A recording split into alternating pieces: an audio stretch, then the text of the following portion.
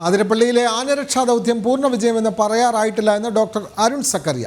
ഒരടിയോളം ആഴത്തിലുള്ളതാണ് മുറിവ്. 1.5 മാസത്തെ ചികിത്സ വേണ്ടിവരും. അരുൺ സക്കറിയ ജനൻ ടിവിയോട് പറഞ്ഞു.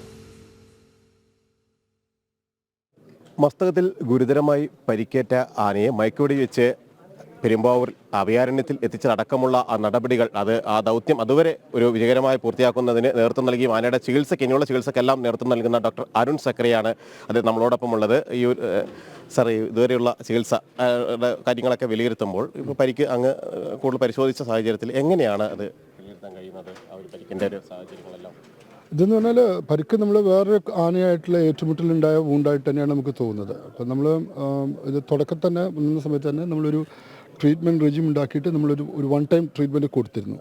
പക്ഷേ അത് ഒരു 1 വീക്ക് നല്ല ബലം കണ്ടെങ്കിൽ പെട്ടെന്ന് ഇത് കൂടി പഴുപ്പ് ഒരുപാട് കൂടി അതങ്ങ് സൈസ് ഒരുപാട് വെച്ചു.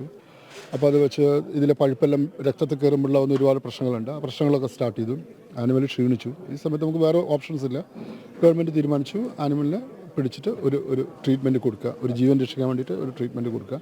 അങ്ങനെ നമുക്ക് ചെയ്ത് നമ്മൾ മയക്കോടി വെച്ച് നമ്മൾ കൂടുണ്ടാക്കി, ക്രാൾ ഉണ്ടാക്കി. കാരണം നമുക്ക് ആനയെ നമുക്ക് ക്യാപ്റ്റിവിറ്റി നിർത്തിയിട്ട് നമുക്ക് ചെയ്യാൻ പറ്റുള്ളൂ. കൂടുണ്ടാക്കി ദെൻ ആനിമലിനെ മയക്കി രാവിലെ തന്നെ കിട്ടി 7:20 കിട്ടി മയക്കോടി വെച്ചു വാങ്ങി ഈ മുറിവെല്ലാം വൃത്തിയാക്കി മരുന്നൊക്കെ വെച്ചു. ദെൻ ബാക്കി മരുന്നുകളെല്ലാം കൊടുത്തു ലോറി കയറ്റി ട്രാൻസ്ലൊക്കേറ്റ് ചെയ്ത് ഇവിടെ കൊണ്ടുവന്നു. 2 മുറിവുകളായിരുന്നു ഉണ്ടായിരുന്നത്. അത് ഒറ്റ മുറിവ് മാത്രമേ ഉണ്ടായുള്ളൂ. പക്ഷേ 2 ഹോൾ ഉണ്ടായിരുന്നു, 2 പെനിട്രേറ്റിംഗ് ഹോൾ ഉണ്ടായിരുന്നു. ഒറ്റ വൂണ്ടായിരുന്നു. ബേസിക് ഒറിജിനൽ ഒറ്റ വൂണ്ടാണ്.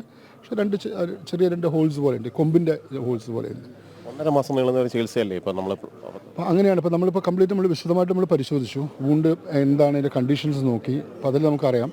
പിന്നെ നമുക്ക് കുറച്ച് റിസൾട്ട് കിട്ടാനുണ്ട്, ബ്ലഡ് റിസൾട്ടും അങ്ങനത്തെ ലാബ് റിസൾട്ട് കിട്ടാനുണ്ട്, കൾച്ചർ റിസൾട്ട് എല്ലാം കിട്ടാനുണ്ട്.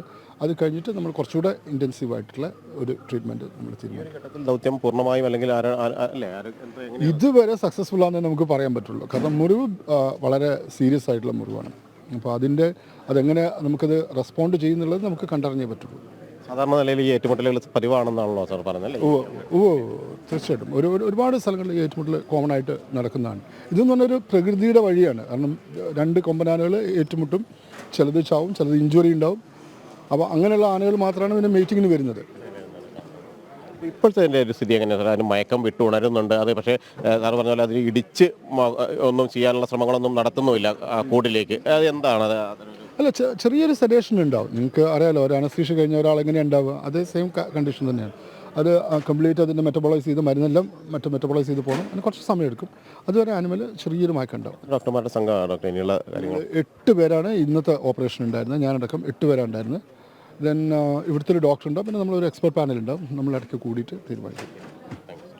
8 ഡോക്ടർമാരുടെ നേതൃത്വത്തിലുള്ള വിദഗ്ധ സംഘം തന്നെയാണ് ഈ ഒരു ആനയുടെ ചികിത്സയുമായി ബന്ധപ്പെട്ട ഇതുവരെയുള്ള നടപടികൾ പൂർത്തിയാക്കിയത്. ഡോക്ടർ അരുൺ സക്കറിയ വ്യക്തമാക്കുന്നത് 1.5 മാസത്തോളം നീളുന്ന ഒരു ചികിത്സ ആനയ്ക്ക് ആവശ്യമാണ്. അത് പൂർണ്ണമായും എത്രമാത്രം ആരോഗ്യനില തിരികെ വീണ്ടെടുക്കുമെന്നടക്കമുള്ള കാര്യങ്ങൾ ഇനിയുള്ള ചികിത്സ അനുസരിച്ചായിരിക്കും മുന്നോട്ട് പോവുക എന്നുകൂടിയാണ് അരുൺ സക്കറിയ വ്യക്തമാക്കുകയും ചെയ്യുന്നത്. ക്യാമറമാൻ വിപിൻ ആലുവയ്ക്കൊപ്പം ജിജീഷ് കരുണാകരൻ, ജനം, കൊച്ചി.